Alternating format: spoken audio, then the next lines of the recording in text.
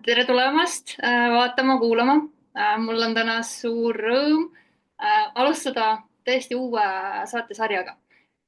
Ma loodan, et sellest saab saatesari. Võib-olla see jääb ainult esimeseks ja viimaseks, eks ole näha. Aga kus tahaks sukelduda sügavamale toitumise, ainevahetuse ja tervise teemadesse. Ja minu esimeseks külaliseks on doktor Sergei Saadi, arst, kes on süsivesikuvaese elustiili ja metaboolse tervise edendaja. Aga ma annan sulle kohe sõna, saad ise juurde lisada. Täna räägime erinevatest toitumisviisidest. Carnivore, keto, low carb ehk siis madalate süsivesikutega dieet. Et mis neid eristab, et räägime sellised põhiasjad ja kuidas need mõjutavad meie keha, veresuhkrut, insuliinitaset. Võiks vaadata üle veel, mis on süsivesik, rasv ja valk ning miks just süsivesikud võivad olla paljude tervisemurede keskmes.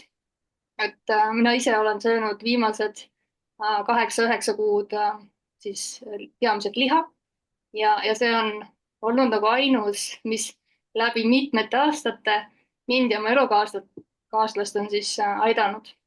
Ja ma tean, et ma ei ole väga ainus, et meil on Eesti Facebooki grupp karnivoorlus kui elustiil ja seal on mitmeid lugusid, et kes on huvitatud, võivad tulla liituma ja saada rohkem infot. Nii et kui sind huvitab, kuidas toitumine mõjutab tervist ja miks see, mida sa sööd, võib muuta kõike alates energiatasemest kuni meeleoluni ja tervisest, siis jää kuulama. Aga tere tulemast saatesse, Sergei. Annan sõna sulle, et saad veidikene jagada infot enda kohta ja siis sukeldume teemasse, et millest me täna räägime. Ja aitäh, Ere. Väga meeldiv sinu enda tutvustus ja mm, lühidalt räägiks endast võib-olla nii palju, et ma olen erialaselt perearst, aga viimastel aastatel olen siis tõesti rohkem tegelenud selliste ainevahetuslike probleemidega ja oma töös ma ei tegele näiteks ainult täiskasvanutega, aga ka lastega tegelen ja noorukitega. Ja siin tõesti see tööpõld on üsna lai, sest me ei räägi ainult näiteks ülekaalust, nii nagu sa ise mainisid, et selles Facebooki grupis on ilmselt selliseid lugusid, kus inimesed räägivad sellest, kuidas nad saavad lahti oma nahaprobleemidest, seedevaevustest ja nii edasi. Ja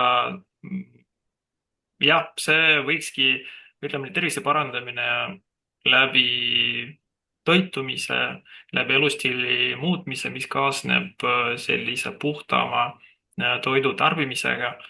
Jah, see oleks meie teema ja üks meie eesmärkidest on muidugi selline jah, et need inimesed, kes seda kuulavad, võib-olla kõigile see ei sobi, aga ükshaaval kuidagi jõuda selleni, mis neile sobib kõige rohkem.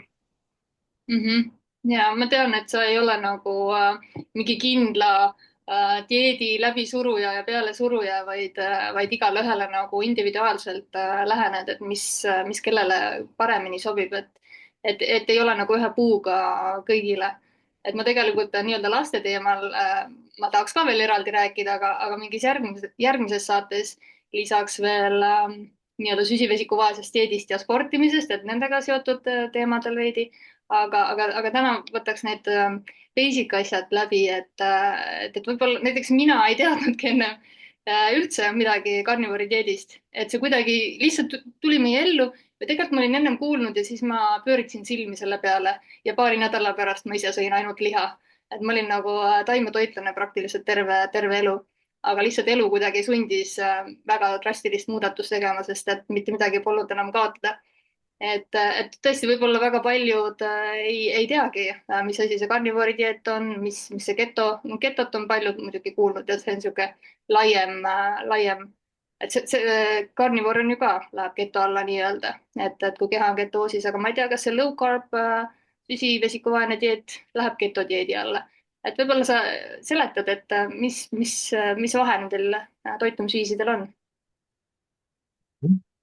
Keegi millalgi otsustas, et ta hakkab jaotama toitumisviise vastavalt sellele, kui palju süsivesikuid need sisaldavad, ütleme nii, või inimese toit või päevamenüü. ja nii sai ära otsustatud, et kui ma näiteks töötan praegu low carb nii-öelda kontseptsiooniga, siis selle low carb'i sees on nii-öelda kolm põhiosa, et selline liberaalne low carb, kus low carb on siis süsivesikute vaene toitumine, kus süsivesikute kogus, ööpäevaselt tarbitud süsivesikute kogus on väiksem kui 120-130 grammi päevas. Seda peetakse üldse süsivesikute vaeseks toitumiseks. Kasvuaegne inimene praegu tarbib kindlasti üle 150 grammi süsivesikuid päevas, keskmine ka lapsed tarbivad üle 150 grammi süsivesikuid päevas. Aga kui me läheme alla 120, aga lihtsalt erinevates allikates erinev number ja kuskil võib ka leida näiteks alla 110 või alla 100, siis on see süsivesikute vaene, aga no kuskil 100 juures. Nii et liberaalne on meil 75 kuskil kuni 110-ni, 120-ni. Moderate, siis mõõdukas on 75-st kuni 20-ni. Siin ka see ülemine piir kõigub sõltuvalt sellest, et millist artiklit vaadata. Kuskil on kirjas, et 50 näiteks see moderate ja siis me läheme nagu allapoole ja alumine piir on siis 20. Ja kõige rangem süsivesikute vahelise toitumise stiil on siis ketogeenne toitumine. Klassikaline ketogeenne toitumine eeldab, et süsivesikute kogus on alla 20 grammi, alla 20 grammi päevas toiduga süsivesikuid, aga leidub ka artikleid, kus kirjutatakse, et ketoos või ketoos võib tekkida mõnel inimesel, kui tema süsivesikute kogus päevas on kuskil, no 50 grammi ringis. Nii et see pole ka kuidagi kivisse rajunud ja et ühesõnaga, aga kui rääkida niimoodi, et siis ketoos on kõige rangem süsivesikute vaese toitumise stiil, kus süsivesikute kogus on üldiselt alla 20 grammi päevas. Mis tähendab 20 grammi päevas? No võib näiteks võtta, et 100 grammis riisis on umbes 20 grammi süsivesikuid. Ühes keskmises kartulis on umbes 20 grammi süsivesikuid. Näiteks 100 grammis marjadest on 5 grammi süsivesikuid ja siis 400 grammi marjad tuleb süüa. Aga lihas, kalas on 0 grammi süsivesikuid. Muidugi, kui tegemist on paneeritud liha või kalaga, siis on rohkem, aga näiteks siis munas on kuni 1 gramm ühe muna kohta süsivesikuid, aga üldiselt, kui me räägime low carb toitumisest, see eeldab seda, et see toit sisaldab valku, rasva, kiudaineid, pigem süsivesikute vaese koostisega, siis maapealsed köögiviljad, marjad, metsamarjad, pähklid, seemned, seened, vürtsid ja hapupiimatooted piiratud koguses. Noh, ütleme nii, et neid asju koguneb kokku, aga mida rangem toitumine, seda rohkem see keskendub loomsetele valguallikatele.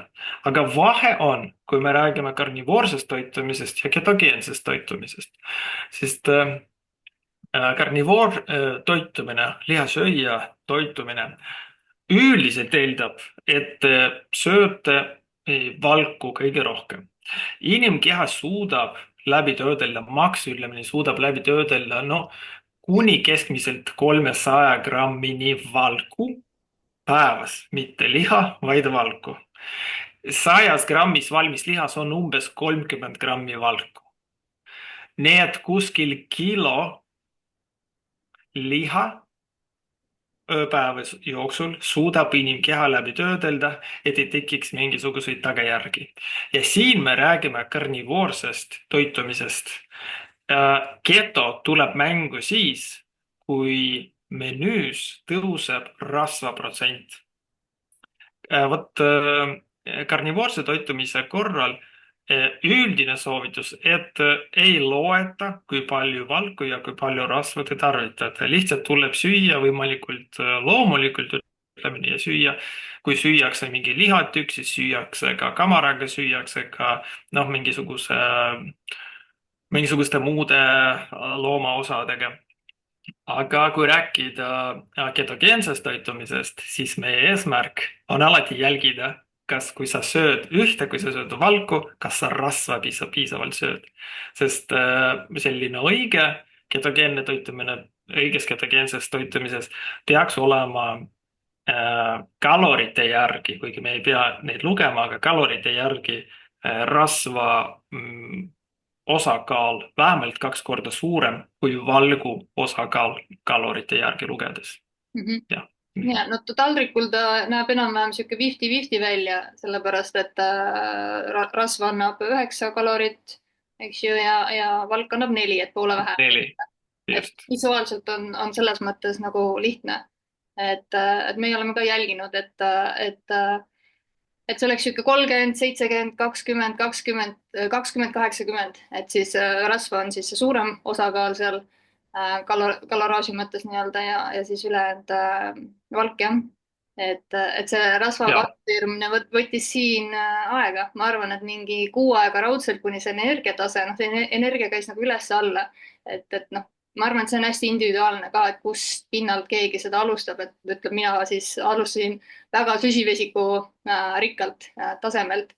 Et kehal võttis aega, et siis ümber adapteeruda süsivesikult siis rasvale energia saamiseks. Aga selline täielik adapteerumine võttis tegelikult lausa mingi 4-5 kuud aega, et see seedimine ka siis lekkiv sool ja need said parandatud ja siis väljaheide nii-öelda ka siis muutus nii-öelda normaalseks, et enne seda oli ta selline vedelamapoolne, aga noh, see oli kogu aeg aastaid juba siin nii-öelda probleem, nii et see nagu ära parandada mõne kuuga oli täielik ime. Aga ja, et inimesed tihti kardavad rasva süüa ja siis, kui nad söövad liiga palju nagu liha, siis neil võib jääda kõht kinni.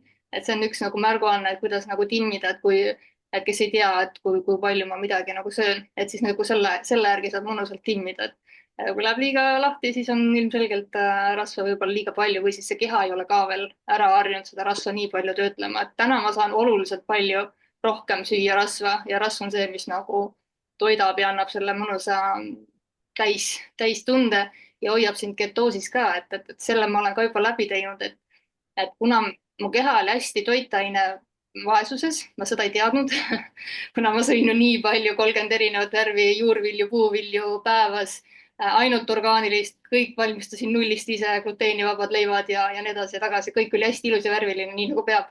Ja ma olen ise toitumist õppinud ka, aga tervis läks aina kehvemaks kahjuks.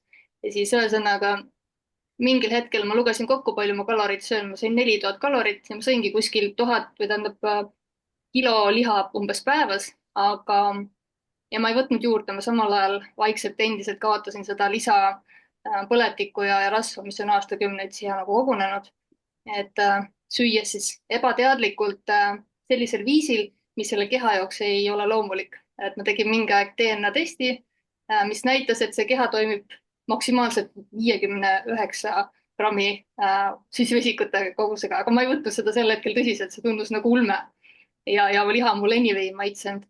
aga ühesõnaga ja tänu sellele, et ma sõin nii palju liha ja veel rasva ei suutnud nii palju, kui oleks proportsionaalselt pidanud sööma, siis ma kukkusin välja ketoosist. Et kõikide kriteeriumite järgi ma oleks pidanud justkui olema ketoosis, ühtegi süsivesikut ei tarbinud, aga keha ei olnud ketoosis ja peale seda, kui ma vähendasin toidukogust ja ma ei vajanud enam nii palju, et nüüd ma olen kogu aeg päris kõrges nii-öelda ketoosis ja ma tunnen ennast väga hästi. tore.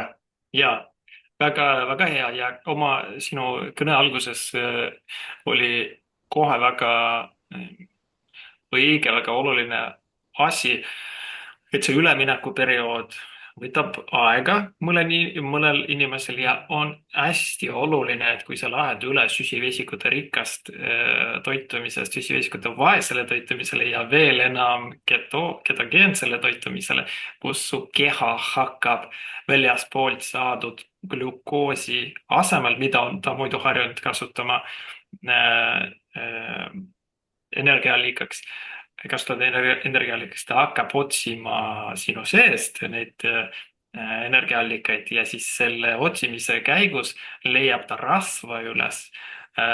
Kas muidugi sõltub sellest, ta võib ka väljaspoolt saadud rasva ka kasutada selleks, et mida sa saad toidust.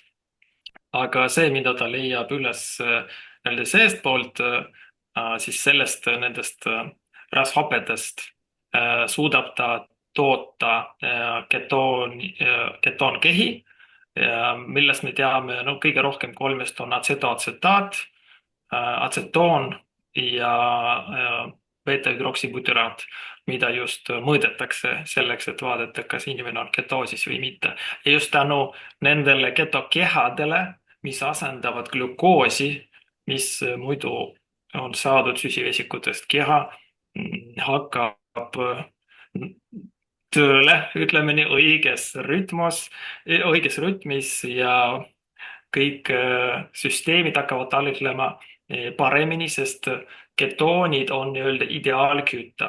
Glükoos on hea küte, kergesti saadaval, aga ketoonid on ideaalküte. Seda kasutavad kõik meie rakud, elundid ja aju kasutab seda hea meelega. Võib-olla üksikud väiksed ajuosad ei saa ketoone kasutada. Seda praegu uuritakse, aga no ütleme nii, enamus ajust saab seda kasutada. Ja siin tõesti on oluline asendada süsivesikuid rasvaga. Ongi see üks probleemidest, et kui inimesed lähevad ketogeensele toitumisele või siis näiteks karnivoorsele toitumisele, et nad võtavad selle energiaallika maha, glükoosi, ei asenda seda rasvaga, teise energiaallikaga. Ja meie kehas on olemas üks väga huvitav mehhanism, selline füsioloogiline või biokeemiline, mille nimetus on Randall cycle ja vastavalt sellele Randall tsüklile või sellele süsteemile keha töötleb parasjagu sellist energiaallikat, mida te talle annate. Kui keha saab glükoosi, siis ta kasutabki glükoosi. Ta üldse ei lähe sinna sisse, ei võta, ütleme nii, kasutuseks mingeid muid allikaid, mis on meie kehas praegu küll ja küll, eriti siis, kui inimene on ülekaalus.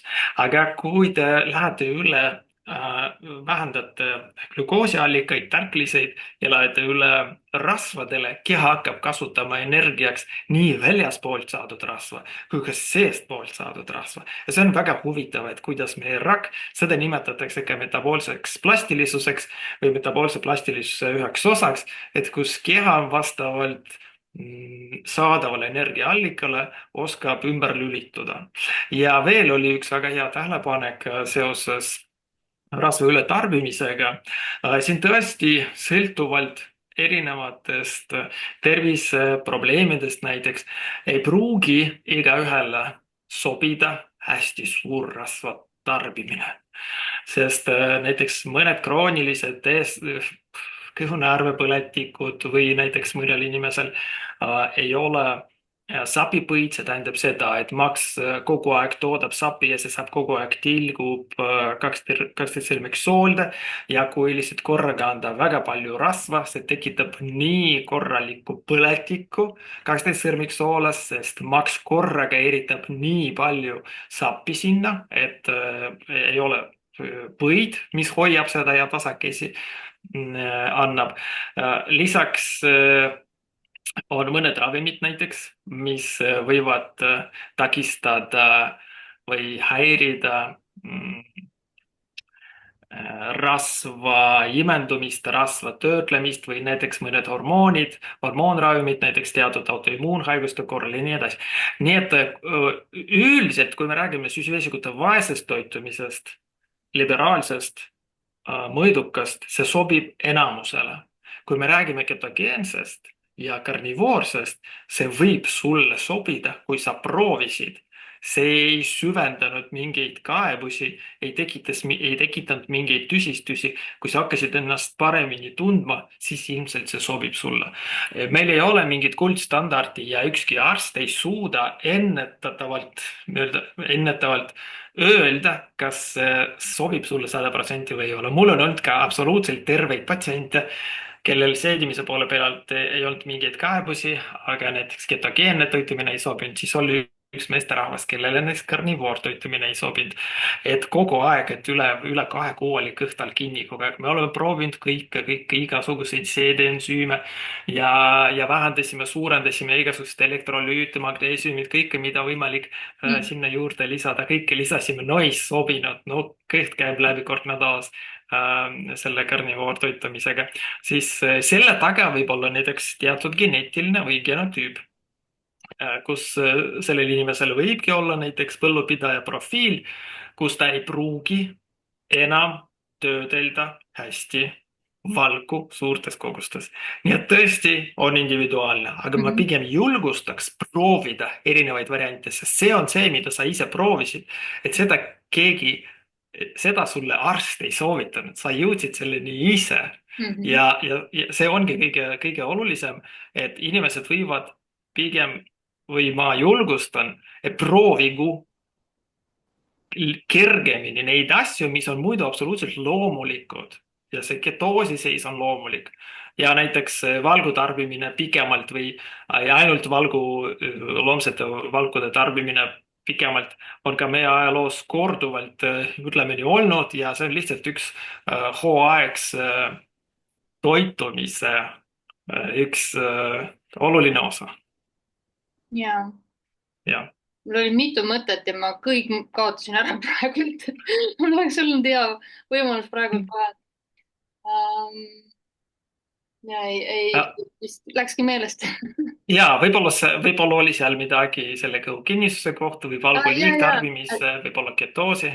Ja selle kõhu kinnisuse kohta, et tihti arvatakse, et on kõht kinni, aga ei pruugi olla, selles mõttes, kui sa tunned ennast hästi, aga sa ei ole, ütleme, et sa olid harjunud käima iga päev, sest et noh, kui ma sõin ainult taimi, siis ma võin öelda, et mul 90–95% sellest, mis läks suust sisse, tuli ka välja.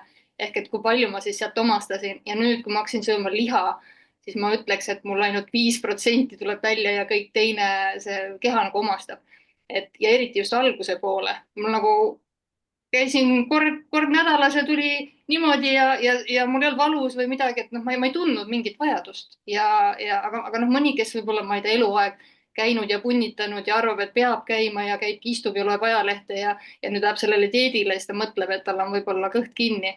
Aga noh, see ei pruugi ühesõnaga niimoodi olla. Ma tahtsin seda öelda, et tihti inimesed hakkavad seda kartma. Just, ja isegi kui näiteks võib neile seda soovitada proovida, kui see ei sobi neile, no ühelt poolt ma ei soovita kohe ära lõpetada, et meil on teatud keha peab kohanema selle uuega, et on ta siis aastaid söönud segatoitu ja nüüd heast peast läheb ta ainult ühele ainele, ütleme nii, aga samas ei ole ainult üks aine, see ei ole ainult liha, et selles nimekirjas, kui mina olen soovitanud, siis ma pigem kasutan sellist klassikalist lähenemist, kui me piimatootjatega mune kohe ei lisa, et inimene jääb esialgu suht lihasööja suht liha peale, et siis liha ja rups, need siseelundid ja alles siis näiteks, kui 2–3 nädalat on möödas, et siis, kui ta tunneb, et ta lihtsalt näiteks ei jaksa, et siis me võime lisada, aga mul on ka patsiente, kes söövadki ainult liha. No on ka neid, kes näiteks seda kala või mereandidega vaheldumisi söövad ka. Ja meil on ka näiteks abivahendeid, igasuguseid toidulisandeid ja ka näiteks lõõgastavaid protseduure ja kõhumassaaži, mida võib kasutada. Näiteks magneesiumilisandid, magneesiumitsitraat annuses kuni 1200 milligrammi. Ja näiteks seedeensüümid võib ka proovida glaubrisoole, mis on samuti üks magneesiumi sool. Esimesel kuul, kui näiteks läheb see ketoosile üleminek, aga samas kõik karnivoorid ei pruugi olla ketoosis, nii nagu sa ise mainisid. Näiteks see võib ka sõltuda sellest, kas keha on keto adapteerunud nii-öelda või ei ole. Kui sa, kui nagu, kui aeg läheb, ütleme nii, ja inimene on rohkem harrastanud näiteks paastumist, inimene on rohkem harrastanud süsivesikuta vaest toitumist, seda kergemini ta läheb ketoosi. Kui tegemist on inimesega, kes on söönud 6 korda päevas ja hästi süsivesikute rikast toitu, seda raskem tal läheb see üleminek, sest keha üldse ei tunne, mis asi on see ketoos ja tal see suure vaevaga, noh, ütleme nii 7 päeva võib-olla või 10 päeva, ka mõnel patsiendil paar nädalat läheb selleks, et jõuaks ketoosi. Aga jah, lihtsalt tuleb ennast toetada, tuleb rahuneda, noh, mineraalvett vajaduselt juua ja noh, ütlen mitte unustada, et see, et me võtsime toitumisest süsivesikuid, ei tähenda, et me üldse võtsime kõike. Me võtsime ainult süsivesikuid, kõik ülejäänud jääb alles. Aga lihtsalt tasub keskenduda sellele, kuidas me võiks keha, mis on sellega kerges stressis seoses üleminekuga esimesel ajal, et kuidas me võime seda rahustada, anda talle teada, et teda midagi ei ohusta. Et me seda toitu ei anna mitte sellepärast, seda pole kuskilt võtta või tiiger ootab kopa ees, vaid sellepärast, et see lihtsalt meie eesmärk rahulikult, noh, ja et siis uitnärvi, kõik, mis on uitnärvi aktiveerimisega seotud, kõik need joogad, mediteerimised, laulmised, palvetamised, noh, mingid massaažid ja sellised asjad kõik lähevad kasuks selleks, et kõht hakkaks normaalselt läbi käima. Ja nagu sa ütlesid ka, et see ketoosis olek on, et seda ei pea kartma, et see on loomulik olek, et kõik lapsed vist ka sünnivad ju on ketoosis, kuni nad on rinnapiimal. Ma ei tea, võib-olla ma eksin, aga Ja sul on õigus ja ma vaatasin ka seda. ja et me juba sünnime sellises seisundis nii-öelda, et see ei saa olla kuidagi kahjulik või meie vastu. Et ei pea seda kartma. Ja see on huvitav näht üldiselt ja kui ma varem ka arvasin, et näiteks kõik Põhjamaade elanikud on siis enamuse ajast, no näiteks talvel, kui neil ei olnud toitu, nad siis püsisid, neil ei olnud taimset toitu, aga olid lihtsalt need mingid külmutatud lihad, kalad ja mis on alles jäänud või tagavaraks pandud ja nad püsisid ketoosis, siis ma eksisin. Sest ma lugesin ühte artikliga, ühte uuringut, kus vaadeldi nende inimeste genotüüpi ja tegelikult Põhjamaade, kõik need saamid ja kõik sellised inimesed, kellel ei olnud võimalik süsivesikuid tarbida suurema osa ajast. Nendel on teistsugune genotüüp lihtsalt ja need ei saa nii kiiresti ketoosi, et siis see, mis on meie jaoks ketoos, no kuigi me oleme Põhjamaade inimestega, me ei ole niivõrd Põhjamaade elanikud, meie genotüübid ilmselt natuke erinevad, nii et selle poole pealt no ilmselt ei ole ka sellist kogukondi või ei ole inimesi, kes elaks loomulikel tingimustel püsivalt ketoosis. Nende keha on suure tõenäosusega evolutsiooni käigus sellega ära kohanenud ja ei lase neil inimesel elada püsivalt ketoosis, sest ketoosil on lihtsalt omad füsioloogilised, biokeemilised ülesanded. Keha siseneb ketoosi teatud olukordadel, näiteks siis, kui me haiged oleme, siis no jah, ühesõnaga näiteks siis, kui toitu on vähe või ega väga ei olegi neid olukordi või näiteks, kui me teadlikult hoidume teatud toidust, näiteks erinevad paastude liigid, aga samas meil ei ole sellist paastu, mis oleks rasvapaast, mis oleks ilmselt üks kasulikumatest paastumise viisidest. Nii et sellest lähtuvalt ma pigem oma patsientidele tervet elu ketoosis viibida ei soovi. Pealegi karnivoori või ütleme nii, karnivoortoitumisel olevad inimesed ei pruugi olla ketoosis just selle tõttu, et nende keha harjub sellega ära. Ja selleks, et saavutada päris ketoosi või ketoosist tingitud tervisehüvesid, karnivoortoitumisel elavad inimesed peavad vaeva nägema, vähendama valku ja lisama rasva ja siis veel järgmisel aastal vähendama valku ja lisama rasva, sest keha lihtsalt harjub selle äh, tasakaaluga ära. Ja ma olen ka seda kuulnud pikaajalist, et karnivooridelt, et kui nad mõõdavad, siis neil ketoos on võib-olla 0,4, öeldakse, et 0,5 hakkab see ketoos. Ja selgitavadki seda, et nende kehad on nii adapteerunud sellega, nad kasutavad kõik ära, et need ei ringi Just, seal vabalt. Et just.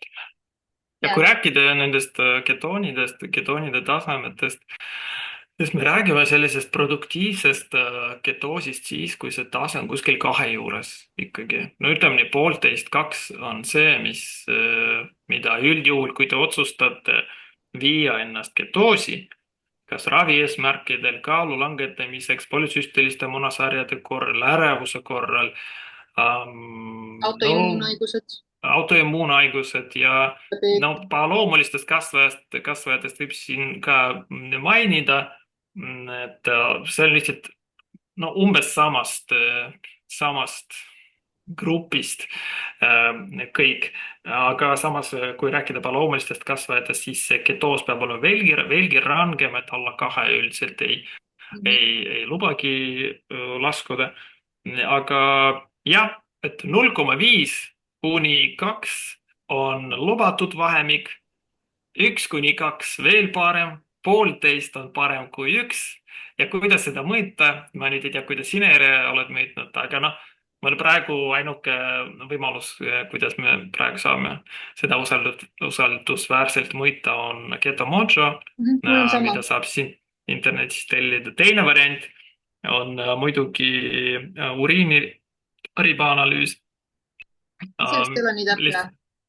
Ja, et kui tegemist ei ole meditsiinilise ketoosiga, siis meie ülesanne on lihtsalt aru saada, et kas ketoose on või ei ole. Kui inimese eesmärk ei ole, kui ta ei ole väga sellise leebema suhtumisega ja kui me leppisime temaga kokku, et küll ta saab aru, kuidas ta ketoosi jõuab, nagu fööniks, eks ole, ta sünnib ja et kui mingiks ajaks see tunne ära kaob, ju siis ta läks ketoosist ära, ta lihtsalt selle uriiniprooviga ilmselt saab seda kinnitada, et ketoonid on siis kadunud uriinist ja siis uuesti, et kui need uuesti tekkinud, et siis ilmselt on ta teel tagasi. Veel kolmas variant võib ka hingamistesti teha. Neid masinaid saab ka tellida, nende täpsus on ka päris hea, aga täpsemad kui vereproov ei ole veel hetkel olemas meil. Esialgu mõõdetakse ketoone esimesel nädalal, esimesel 10 päeval 2–3 korda päevas ja edasi võib minna üle 2 korrale nädalas. Ja siis, kui te tunnete, et nüüd on kõik hästi, siis kord nädalas või mõnda kord 2 nädala tagant, lihtsalt püsida ketoosis. Selline variant, mida mina pakun oma patsientidele, on 1–3 kuud ketoosis, aga see võib ka olla karnivoortoitumine, siis me läheme tagasi süsivesikutavaesele toitumisele. Nii et me saame korraks neid hüvesid, mida pakub ketoos ja siis me nii-öelda anname inimestele natuke vabadust. Ja, et osa kaebustest võib tagasi tulla sellel ajal, aga mõnel ei tule. Mõnel kõik on hästi, et ta on lihtsalt sellega ära harjunud. Aga see tugi on oluline muidugi perekonna pool. Ja mul on vedanud, et meil terve pere on teeb sellega ja ei pea kellelegi midagi seletama ega õigustama või kuidagi, et see on nii loomulik. Et jälle ma unustasin ära ma ei tea, mis täna toimub vist ei ole ketoosid. Aga sa ütlesid, et osadele sobib see, et võtavad süsivesikut tagasi ja osadele mitte. Mulle tundub, et mina olen see, kellele ei sobi, et ma olen see, kes läheb siis tee pealt maha, sest et see süsivesiku sõltuvus on päris noh, selline kontrollimatu asi, et see lihtsalt lumepall läheb veerema nii, et aru ka ei saa. Et aga jaa, kui need terviseprobleemid tuleb tagasi, siis tõenäoliselt see sellest toitumisest oligi ja tänu, noh, see on hea näitaja, see oli eliminatsioonidieet, et ja siis ükshaaval hakata nagu asju ilmselt, eks ju, tagasi võtma, mitte kõike korraga, kellel on varasemalt olnud probleemid, kõhuprobleemid ja nii edasi, et siis teada saada, et mis nagu sobib ja mis mitte. sest on ju nii palju neid põhjuseid, miks inimesed teevad, nad võivad olla täiesti terved, aga on ülekaalulised või on diabeet või vähk, nagu sa ütlesid, eks ju. Ja siis on hästi oluline vaadata, et see ketoos oleks ja siis ta peaks siis pikemaajaliselt ilmselt tulema sellise haiguse puhul, mis võtab rohkem aega, et paraneda. et Ja, aga siin on oluline ka mainida seda, et ketoosi, no ütleme, see süsteem on hästi õrn ja ketoosist välja lüüa võib sind mitte ainult toit, aga ka näiteks stress, aga ka magamatu öö, Mhm. aga ka aktiivsem trenn, mingi, ma ei tea, töö stress või mis iganes, sest siis meil süsteemi jõuab adrenaliin ja kortisool, mis ajavad glukoosi väljamaksast ja siis sa seda enam ei kontrolli. Muidugi sa võid kuskil, ma ei tea, 50 kükki teha ja selleks seda glukoosi ära kasutada kähku lihaste poolt. Aga selles mõttes jah, see on see osa, mida ketogeensel toitumisel, eriti raskemate haiguste korral, need onkoloogilised haiguste korral, mida alati hoiakse ka kontrolli all. Et just nagu stressitaset, sest üks olulisemaid siin ketoosist välja löömiseks, eriti raskemate haiguste korral on stress. Ja ja kehaline aktiivsus, et no saun näiteks võib ka olla, et eriti saunas viibimise ajal, eriti suure kuumuse juures, et võib ka veresuhkur tõusta.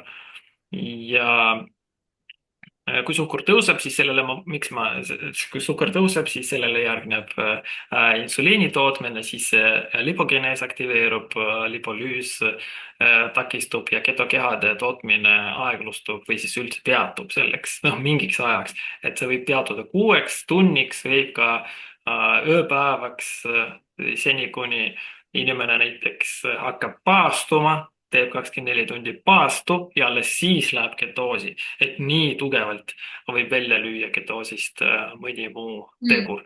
Aga siin ma räägin pigem siis jah, tõesti sellistest terviseprobleemidest, kui me peame, ütleme nii, rangelt seda järgima ja siis nendele inimestele näiteks ei ole soovituslikud jõutreeningud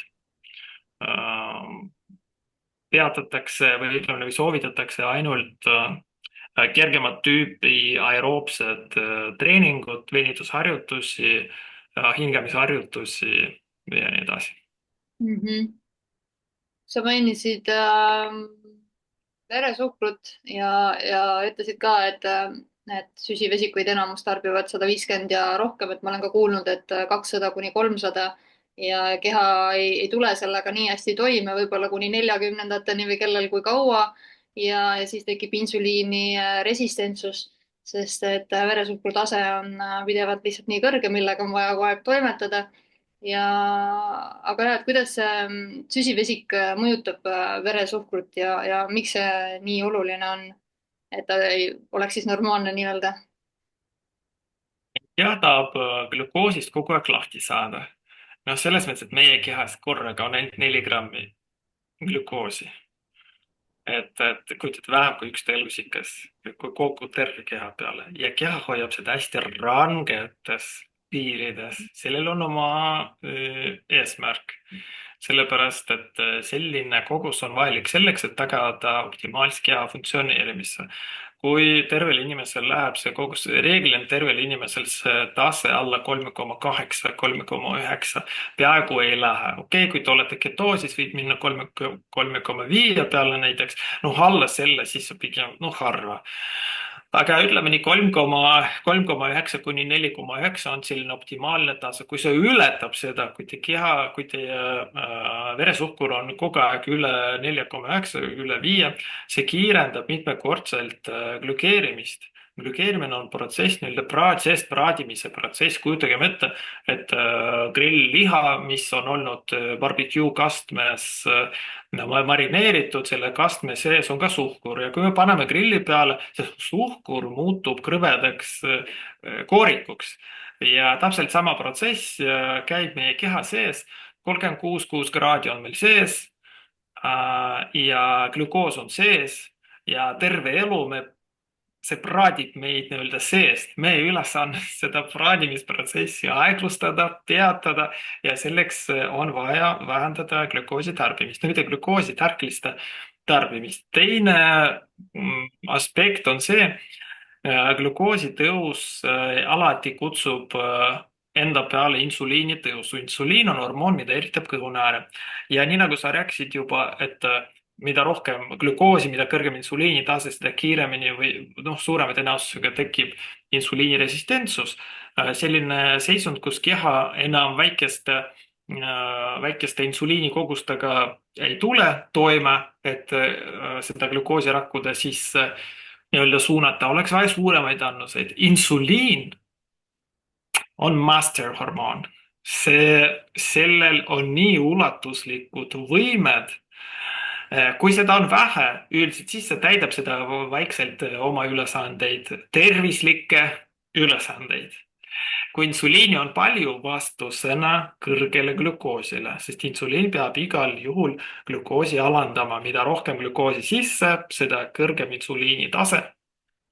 Ja kui et ühesõnaga, kui insuliini on palju, see muutub kasvuhormooniks.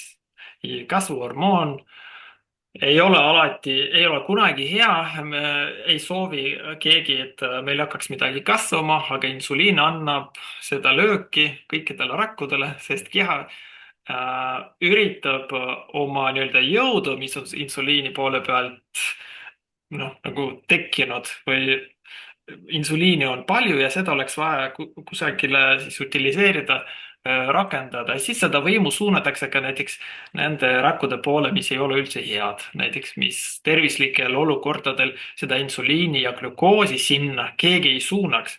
Aga lihtsalt kuna kõik teised rakud on juba täis ja ei taha seda glükoosi saada, nad on seda üle söönud juba aastakümneid. Aga siis need rakud, mis võtavad hea meelega vastu kõik need glükoosid, on vähirakud. Kuskil erinevad uuringud 200 kuni 400 korda rohkem glükoosi tarbivad loomuliste kasvajate rakud glükoosi võrreldes tervete rakkudega. Nii et ja see insuliin surub sinna sisse glükoosi nendesse rakkudesse. Ja muidugi veel insuliinil on muid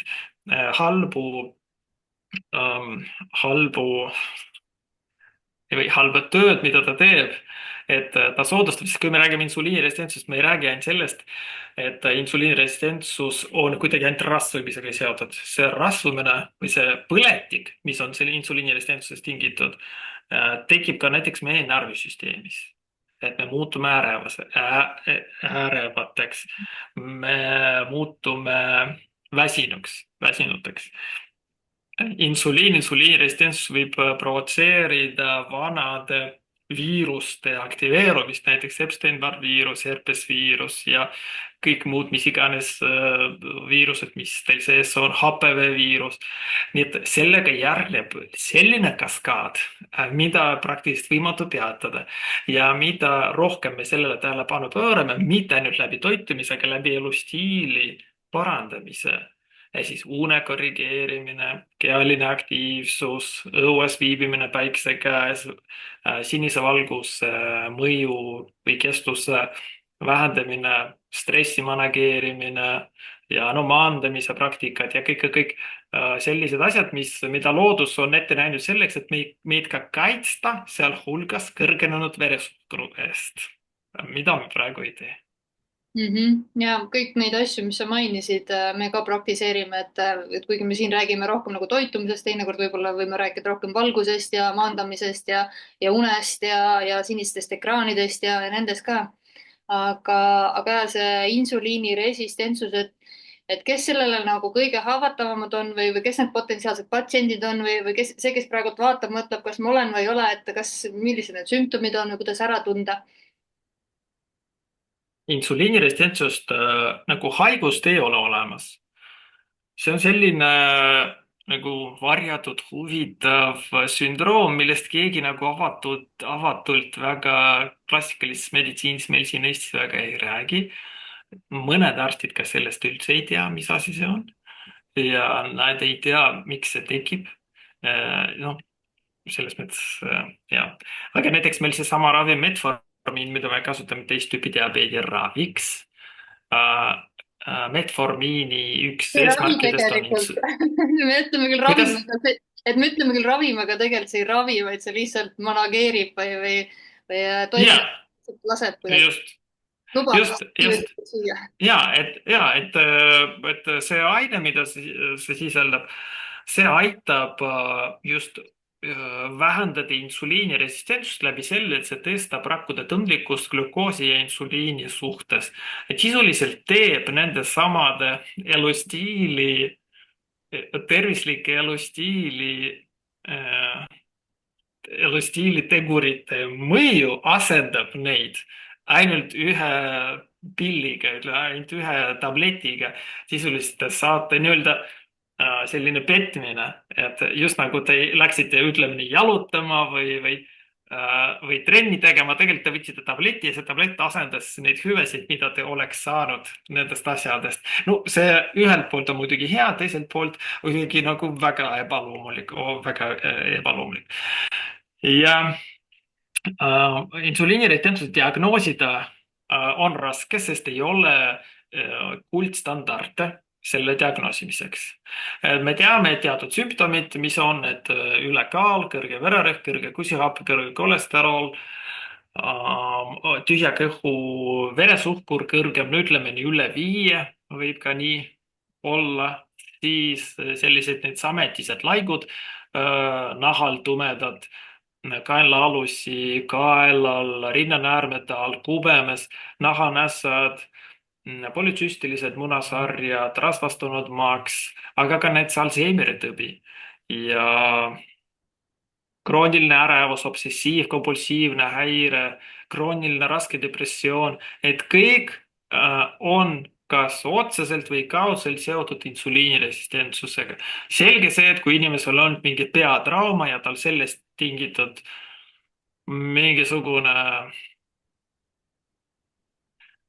krooniline raske depressioon, no ei ole, ilmselt ei ole mingit seost insuliiniresistentsusega. kui me räägime puhtalt elustiilist, inimese elustiilise tegemist, noh, üldiselt nagu väliselt sellise inimesega, kes ei tohtinud olla mingisuguseid muid mõjutavaid tegureid, siis on ilmselt see insuliiniresistentsuse tagajärg.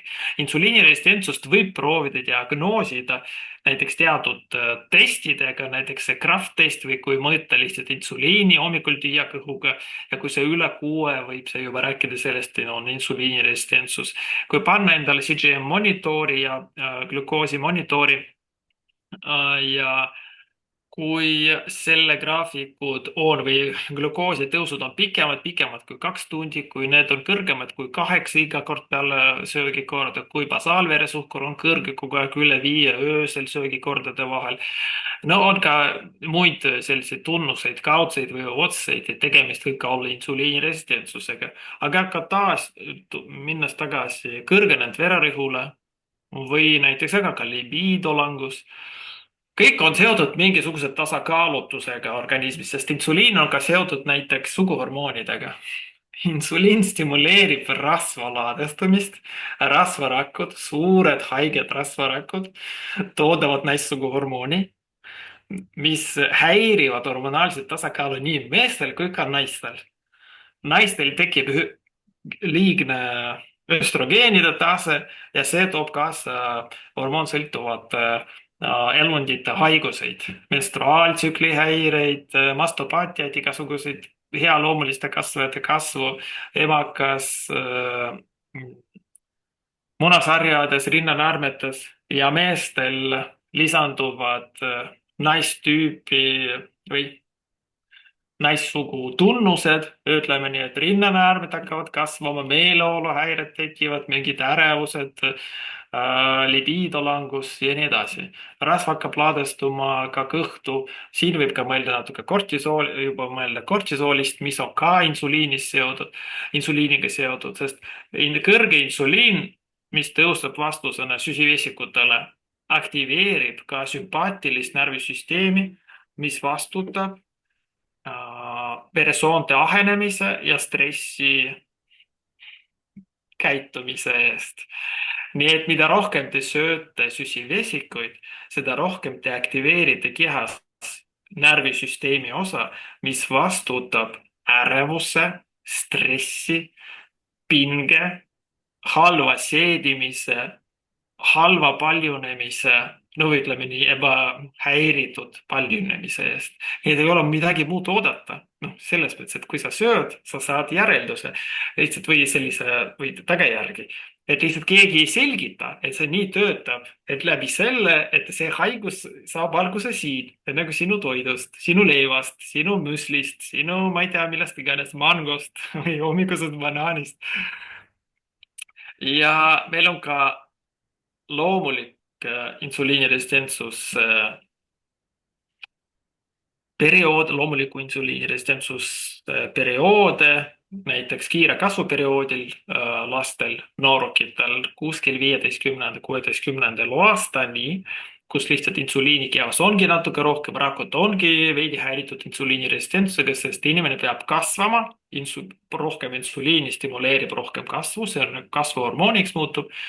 Lisaks veel raseduse ajal, sest sellepärast naised ka võtavad veidi kaalusi juurde, sest insuliin stimuleerib söögiisu selleks insuliiniresistentsuse korral. Nii et neid naised on insuliiniresistentsed, et loode saaks piisavalt toitu.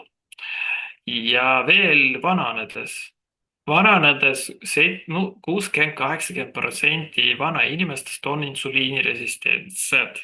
Nii et suure tõenäosusega see ootab meid kõiki. Aga meie ülesanne jääda võimalikult saledateks, võimalikult suure lihaskorsetiga selleks, et ennetada sellist väljendunud insuliiniresistentsust, mis paneb meid sööma magusat, mis paneb meid mitte liikuma, sest insuliiniresistentsuse korral tekib see põletik närvisüsteemis, aga põletik alati vajab puhkust ja ta sunnib meid,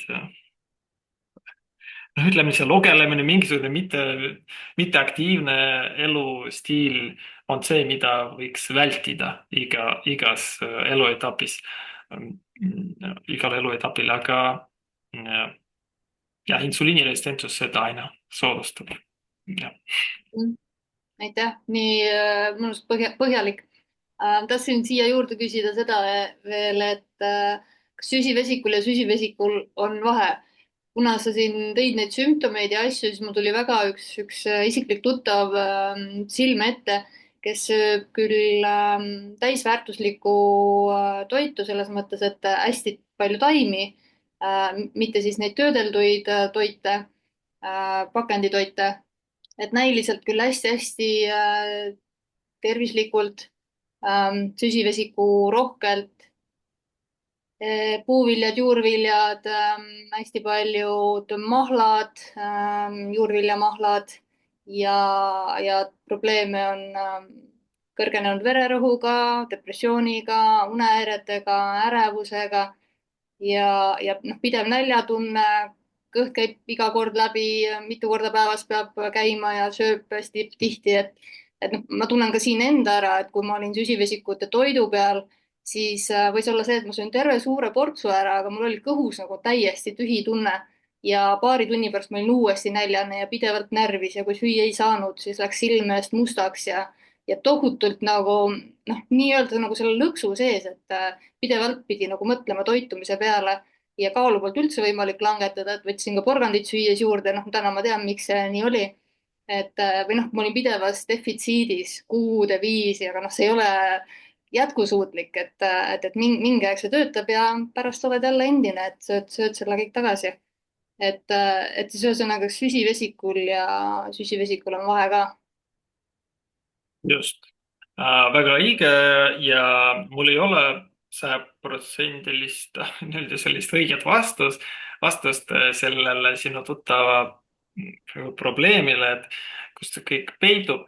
aga no suure tõenäosusega tal oli ka leptiiniresistentsus või suul oli ka, kui sa rääkisid praegu endast, et leptiiniresistentsus, sest leptiini ja insuliin on need kaks hormooni, no ühesõnaga see süsteem on palju keerulisem, kui võib võib arvata ja see kindlasti ei keskendu ainult toidule. See inimene, kes enda arvates sööb tervislikult, mul on ka selliseid patsiente kahjuks, kes on näiteks veganid või taimetoitlased, aga kes lihtsalt söövad neid asju üle, kes on ülekaalulised, kes on saja tervisemurega, aga nad oma teatud seisukohtade poole pealt, no valisid sellise söömismustri, söömisviisi. Et jah, muidugi ma võin neile soovitada, et nad muudaksid seda. Sest et, nii nagu ma juba varem rääkisin, et meil on erinevad geenid. Kui teha geenitesti, siis saab vaadata, kas sa oled küttkorilane, kas sa oled põllupidaja või nagu keskmine variant. Näiteks mõnele geneetiliselt sobivad süsiveesikud, ta saab neid kergesti töödelda, ta ei võta kaalus juurde, ta, no ütleme, tal ei ole insuliiniresistentsust nende poolt tingituna, aga need on pigem lõunarahvused. Et kui me räägime inimestest, kelle ema mitokondriaalne DNA, mitochondrial DNA on põhjast või noh, ülemisest poolusest, siis pigem räägime kütikorilase profiilist, või siis segaprofiilist, kus peab olema väga ettevaatlik süsivesikutega. Kui see inimene oleks sündinud kuskil Ekvatoriaal-Aafrikas ja mingid mangod, puuviljad ja bataad ja sellised asjad oleksid tema esivanemate, vanavanemate sadade aastate jooksul tavaline toit, siis mul pole üldse mingeid küsimusi. Kui see inimene, kelle vanemad, isegi vanemad on söönud puuvilju ainult suvel, aga enne seda tema vanavanemad on söönud neid veel vähem ja veel vanavanemad on söönud neid veel vähem ja veel vähem, sest neid ei olnud lihtsalt saadaval ja neid ei olnud nii suured ja maitsvad ja magusad ja nii edasi. see inimene, kes praegu lõpuks meil on, kellest me räägime, et kui tema sööb neid päev otsa, no selge, et tema keha ei ole selleks valmis, ta võib kuhu iganes kolida, ta võib millist iganes tervislikku või ütleme nii öko mangot või ananassi süüa või teravilju, aga tema seedimine, tema seedeensüümid, tema geenid ei ole selleks valmis. Ja siit ilmselt tulevad need probleemid. Ja siin on nagu vastupidine seos. Ilmselt kui see inimene Ekvatoriaal-Aafrikast hakkaks karnivooriks, see ilmselt talle ei sobiks, sest savannas ei ole igapäevaselt kilode kaupa liha võtta. Tema toit on need juured, mingisugused, ühesõnaga tärklised, aga meie toit on loomne valk.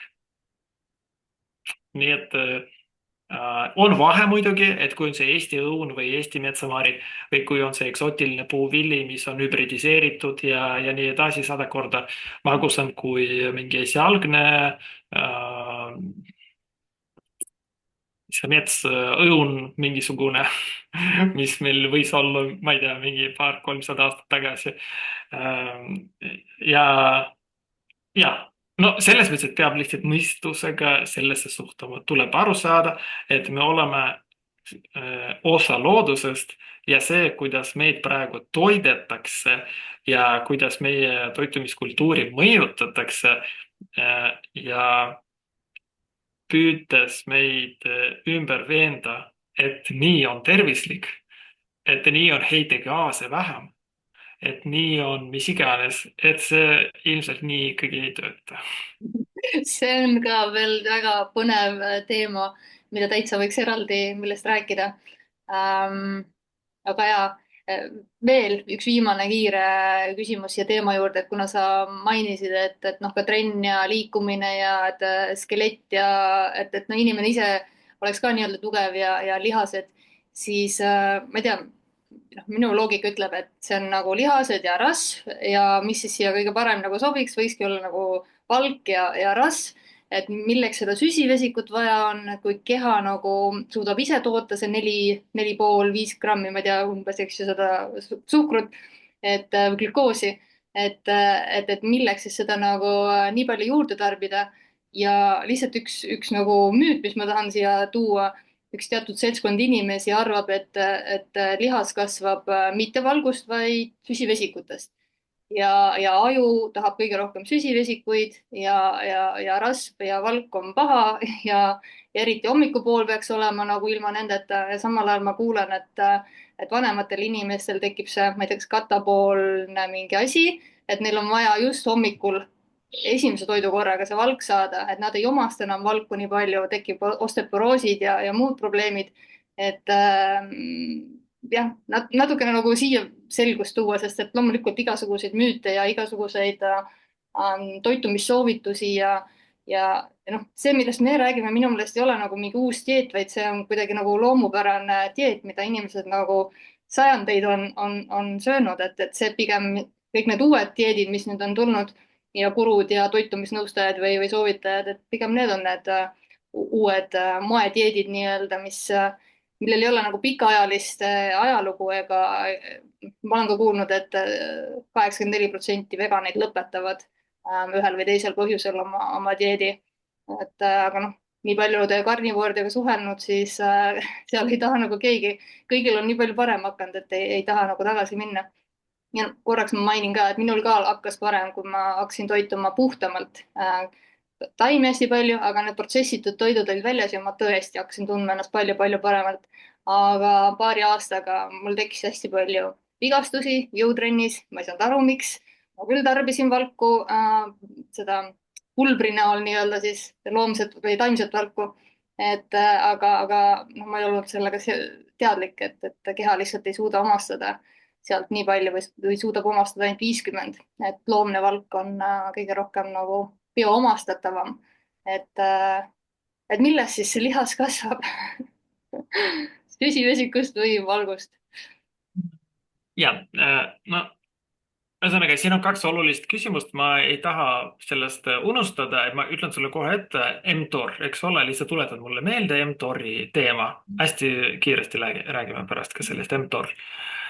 ja mis puudutab süsivesikutest, et on ka sellekohased uuringud läbi viidud sportlaste seas, kes on tarbinud geenereid ja kes on tarbinud lihtsalt valgupulbreid. ja on leidnud, et süsivesiku lisamine treening segu sisse või ütleme nii, sportlaste menüüsse võib suurendada, no gains, suurendab lihasmassi mitte rohkem kui 5–6% võrra. selle eest süsivesik alati soodustab insuliini tõusu. mõni sportlane ja veel praegu siiani mõned kasutavad insuliini kui anaboolsed hormooni. Insuliin ongi anaboolne hormoon. Sellest ilmselt tuleb see arusaam, et glukoos, tärklis, no mis iganes, tärklis, süsivesik alati toob kaasa mõningase lihaskasvu suurenemise või suurendamise. Nendel on õigus, sest insuliin toob kaasa mingisuguste rakkude kasvu, ta stimuleerib nende kasvu. aga siin tuleb leida tasakaalu. kui see inimene, sportlane, atleet või kes iganes, harrastaja, kui tema ülesanne on noh, mitte balansseerida sellel piiril, kus tema insuliin võib olla kõrgem, pidevalt natuke kõrgem ja sellega ta võib stimuleerida näiteks ebasoodsaid rakke, igasuguseid ebasoodsaid protsesse, võib ka millalgi põhjustada ka insuliiniresistentsust ja igasuguseid põletikke põhjustada ja lihaste kasvu. No ühesõnaga, et leida see tasakaal õige insuliini taseme ja lihaskasvuga. Ma pigem lähtuks sellest, et aminohapet on kõige tugevamad lihaskasvu aminohapet ja väline stimulatsioon ehk siis jõutrenn on kaks kõige tugevamat lihast kasvu stimuleerijad, kõige aktiivsemad. Ja see olekski meie jaoks, muidugi on ka veel teatud aineid, mida võib kasutada igasuguseid muid hormoone või testosteroon nagu eraldi, kui me räägime testosteroon asendusravist või taolistel teemadel ka ehk räägime pärast. Aga minu seisukoht on selline. Nii, nüüd mTORist. mTOR on üks spetsiifiline signaalmolekul, mida kasutatakse praegu selleks, ühesõnaga, kui seda liigselt stimuleerida, mTOR-i stimuleerimine soodustab valgu kasvu, lihaste kasvu, valgu aminohapet kogumist ja siis nende lihaste tootmist. Ja kui me räägime longevity kontekstis, siis mTOR-i tasakaalustatud aktiveerimine läbi piisava valgu tarbimise, regulaarse kehalise aktiivsuse stimuleerimine oleks piisav selleks, et lihaseid kasvatada. Kui me lisame sinna veel lisastimulaatoreid ala insuliin koos glukoosiga, mis meil veel seal mTOR-i stimuleerib? No okei, me räägime insuliinist ja glukoosist. See annab meile natuke sellist tunnet, et me võime seda mTOR-i liigselt stimuleerida ja juba mTOR võib anda signaali pahaloomulistele rakkudele, sest praegusele longevity perspektiivis näiteks paastumise korral, autofaagia protsessi käivitamise korral, mis kas paastumisega seotud või teatud ravimite või toidulisanditega, mis on selle AMPK kompleksiga seotud, näiteks seesama metformiin või mis iganes, veel resveratrool, nende ülesanne on pidurdada mTOR-i, et sisuliselt mitte lasta mTOR-i stimuleerida millegi paljunemist.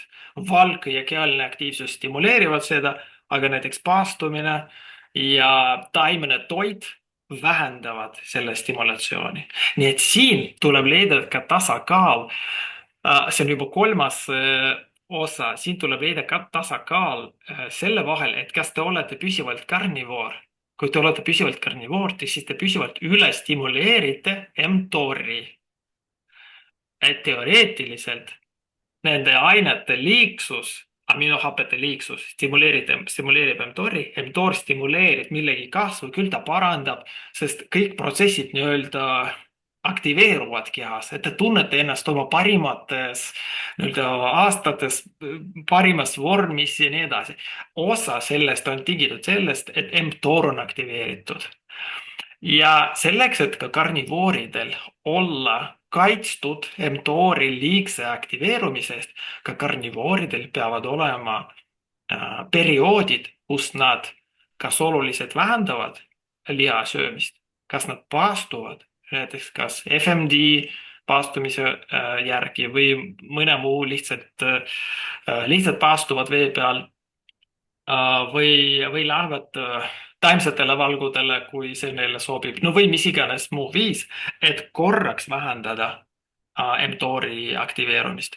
Nii et vastusena küsimusele, kas glukoos oleks vajalik lihaste kasvu, ma ütleksin niimoodi, et minu arvates ei ole vaja, see annab marginaalse efekti, aga potentsiaalne kahju sellest on suurem. Aga ka siis karnivooridel mõlemad, nii glukoos kui ka insuliin stimuleerivad mTOR-i. Ka valgtoidust, loomsetest toitudest stimuleerib mTOR-i läbi IGF-1 läbi igasuguste muude kasvufaktorite ja meie ülesanne lihtsalt hoida seda süsteemi tasakaalus. Ja see ongi veel üks põhjus, miks ma võib-olla karnivoorset toitumist ei soovitaks igaühele terveks eluks edasi. Enesetunde parandamiseks mingiks ajaks, siis võib-olla korraks, kas või korraks mm. loobuda, siis taas tagasi. Mm. väga äge, ma õppisin ka midagi uut täna et sain päris huvitavat infot, et see mTOR-i tundus mulle, oli nagu uus nii-öelda, et väga kiirelt on aeg läinud, aitäh sulle, Sergei, et võtsid aega ja jagasid oma teadmisi. et oli minul ka väga põnev, ma loodan, et kuulajatel ja vaatajatel ka. ja jah, ma ei tea, ma loodan, et siit tuleb veel järge, sest et mul on tegelikult väga palju küsimusi planeeritud, et mida võiks veel nagu käsitleda. ja sest et sel teemadel nii väga ei räägita, nagu sa ise ütlesid ka, et paljud arstidki ei tea, mis on insuliiniresistentsus ja, ja tihti patsiendid hoopiski aitavad nii-öelda arstidel jõuda mingite teadmisteni tänu sellele, et nad on ise ennast nagu kurssi viinud, et me ei ole Ja, nagu just. väga palju selles teemas sees olema. aga nii mõnus on seda nagu arstiga siis arutada hetkel, et aitäh sulle. Ja, aitäh. Ja tänan kõiki kuulajaid-vaatajaid ka, et kui kellelgi tekkis mingeid küsimusi või mõtteid või tahate kogemusi jagada, et siis võiks kirjutada kommentaaridesse, et ma mingi hetk panen selle Youtube ülesse ja siis loeks rõõmuga neid ja, ja võib-olla võtan mõne teema või mingi küsimuse järgmine kord saatesse fookusesse. et lähme, see oli alles algus, lähme tasapisi teemasse sügavamale ja avame neid veel detailsemalt. et Ja, ja kui see teema teid kõnetas, pange sellele kanalile like ja saate teate, et kui tuleb uus video, siis ei maga seda maha. et muidu mu kanal rohkem räägib mitteduaalsusest või noh, siiamaani, aga nüüd mul on see uus kirg, mis on meid poolsurmast elule tagasi aidanud ja mis ei ole ka põhimõtteline, vaid ma ka aeg-ajalt natukene proovin üht või teist ja vaatan, kuidas keha reageerib, et tundub, et soolestik ikkagi tahab ainult seda valku ja rasva ja sellist konkreetsemat dieeti hetkel. ja abikaasa või elukaaslane mul tegeleb autoimmuunhaiguse ravimisega, selle dieediga, et me võime sellest ka edaspidi rääkida. aga aitäh ja sulle huvitav. Aitäh ka sulle ja ja, kuulajad ja vaatajad. ja olge siis terved, sööge teadlikult ja kuulake oma keha. okei, tšau. Ja, head aega. nii.